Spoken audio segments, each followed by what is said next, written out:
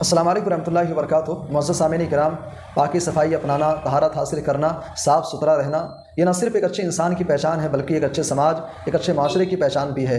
اور جن لوگوں نے اسلام کا گہرائی سے مطالعہ کیا ہے وہ اس بات سے بخوبی واقف ہیں کہ اسلام دنیا کے اندر آیا ہی اس لیے ہے تاکہ سماج کو بہتر بنا دے، انسان کو بہتر بنا دے۔ اس لیے ہم دیکھتے ہیں اسلامی تعلیمات کا ایک بہت بڑا حصہ طہارت حاصل کرنے، صفائی ستھرائی پر ہی مشتمل ہے۔ اللہ کے نبی صلی اللہ علیہ وسلم کی حدیث تو ہمیں یہاں تک بتاتی ہے الطہور شطر الایمان، طہارت حاصل کرنا، پاکی صفائی اختیار کرنا یہ آدھا ایمان ہے۔